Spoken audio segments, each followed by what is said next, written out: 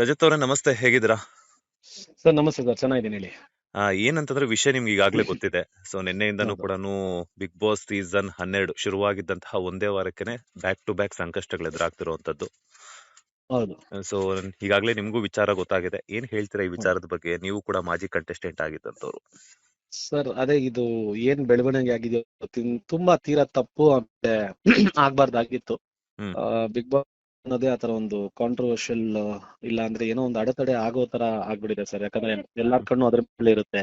ಹ್ಮ್ but ಅರ್ಥ ಮಾಡ್ಕೊಂಡಿರೋ ಏನು ಇಲ್ಲಿ ಪ್ರಾಬ್ಲಮ್ ಅಂದ್ರೆ, ಸಾವಿರಾರು ಜನ ಅಲ್ಲಿ ಕೆಲಸ ಮಾಡಿ ದಿನನಿತ್ಯ ಊಟಕ್ಕೆ ದುಡಿಯುವಂತ ಕಾರ್ಮಿಕರಿದ್ದಾರೆ.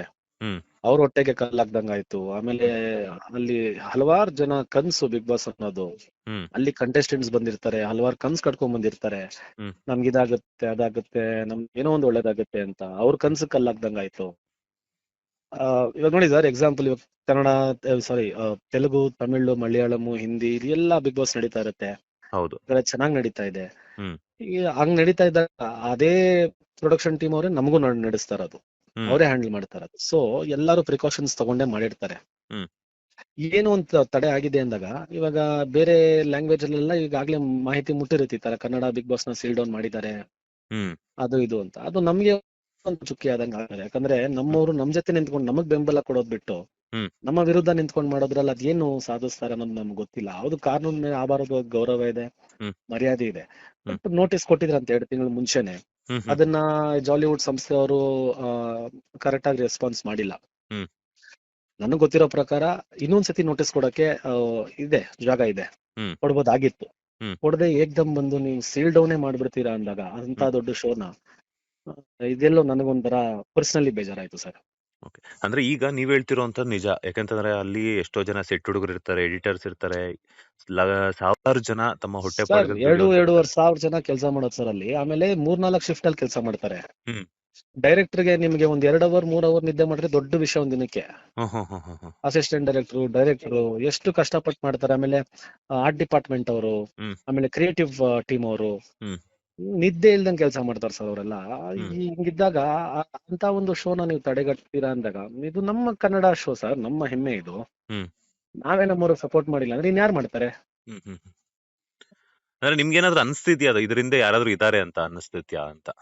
ಗೊತ್ತಿಲ್ಲ ಸರ್, ನಾವು ಅದ್ರ ಬಗ್ಗೆ ಮಾತಾಡೋಷ್ಟು ದೊಡ್ಡವರು ಅಲ್ಲ. ನಾನ್ ನಂಬಿರೋದು ಒಂದೇ, ಹ್ಮ್ ಆ ಶೋಗೆ ಒಂದು ಅತಿ ದೊಡ್ಡ ಶಕ್ತಿ ಇದೆ ನಮ್ಮ ಸುದೀಪ್ ಸರ್. ಹ್ಮ್ ಅವ್ರು ಇರೋವರೆಗೂ ಈ ಶೋಗೆ ಏನಾಗಲ್ಲ ಸರ್. ಯಾಕಂತಂದ್ರೆ ಇವಾಗ ನೀವೇ ಹೇಳಿದ್ರಿ, ಇನ್ನೊಂದ್ಸಲನೂ ನೋಟಿಸ್ ಕೊಡ್ಬೋದಿತ್ತು. ಈಗಾಗಲೇ 2 ಸಲ ನೋಟಿಸ್ ಕಳ್ಸಿದ್ದಾರೆ, 2 ತಿಂಗಳ ಹಿಂದೆ ಅಂತ ಹೇಳಿದ್ರಿ. ಇನ್ನೊಂದೊಮ್ಮೆ ನೋಟಿಸ್ ಕಳಿಸ್ಬೋದಿತ್ತು ಅಂತ ಹೇಳ್ಬಿಟ್ಟು ಏಕಾಏಕಿ ಈ ತರ ಸೀಲ್ ಡೌನ್ ಮಾಡಿದ್ದಾರೆ ಅಂತಂದ್ರೆ ಪ್ರಭಾವಿ ವ್ಯಕ್ತಿಗಳ ಒಂದು ಕೈವಾಡ ಇಲ್ಲದೆ ಸಾಧ್ಯ ಆಗಲ್ಲ ಅಂತ ನನ್ಗನ್ಸುತ್ತೆ. ಇದ್ರ ಬಗ್ಗೆ ನಿಮ್ ಏನು ಒಪಿನಿಯನ್ ಏನಾದ್ರು ಶೇರ್ ಮಾಡ್ತೀರಾ? ಏನು ಸರ್, ಅದು ಯಾರು ಅಂತ ಹೇಳೋಣ ಸರ್, ಏನು ಅಂತ ಹೇಳೋಣ.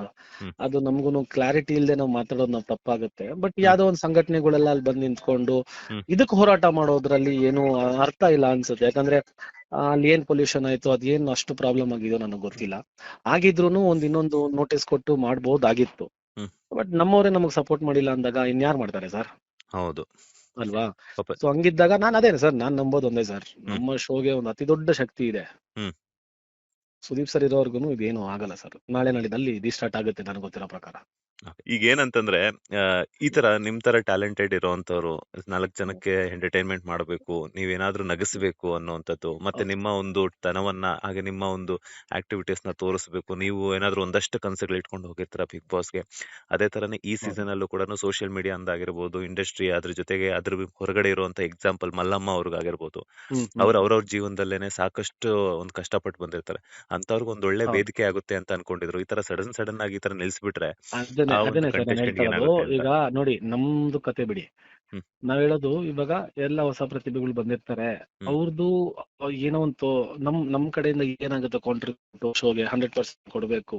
ಹ್ಮ್ ಆಮೇಲೆ ಹಲವಾರು ಕನ್ಸ್ ಕಟ್ಕೊಂಡ್ ಬಂದಿರ್ತಾರೆ, ನನ್ಗೆ ನೆಕ್ಸ್ಟ್ ಇದ್ರಿಂದ ಏನೋ ಒಂದ್ ಆಗುತ್ತೆ, ಹ್ಮ್ ಏನೋ ಒಂದ್ ಮಾಡ್ಬೋದು ಹ್ಮ್ ಅಂತ ಹಲವಾರು ಕನ್ಸ್ ಕಟ್ಕೊಂಡ್ ಬಂದಿದ್ದಾಗ ಇವರು ಏಕ್ದಮ್ ಈ ತರ ಮಾಡೋದು ಅಂದ್ರೆ ನಮ್ ಜನ ಈ ತರ ಮಾಡೋದೆಲ್ಲೋ ಹ್ಮ್ ಬೇಜಾರು, ಆಮೇಲೆ ಬೇಸರ ತಂದೆ. ಹ್ಮ್ ಹ್ಮ್ ಹ್ಮ್. ಈಗ ಫೈನಲ್ ಆಗಿ ಏನ್ ಹೇಳ್ತೀರಾ ನೀವು ಇದ್ರ ಬಗ್ಗೆ ಅಂತ? ಏನಿಲ್ಲ ಸರ್, ನನ್ಗೆ ಗೊತ್ತಿರೋ ಪ್ರಕಾರ ನಾಳೆ ನಾಳಿದ್ದಲ್ಲಿ ರೀಸ್ಟಾರ್ಟ್ ಹ್ಮ್ ಆಗ್ಬೋದು show. Hmm and it's gonna rock on. Hmm. Sudeep ಸರ್ನ ಸಾಟರ್ಡೆ ನೋಡೋಣ ನಾವೆಲ್ಲ ಸೇರಿ. ಓಕೆ, ಥ್ಯಾಂಕ್ ಯು ಒಂದಷ್ಟು ಥ್ಯಾಂಕ್ ಯು ಇನ್ಫಾರ್ಮೇಶನ್ ಸರ್, ಕೊಟ್ಟಿದ್ದಕ್ಕೆ. Thank you. Thank you so much sir. Thank you.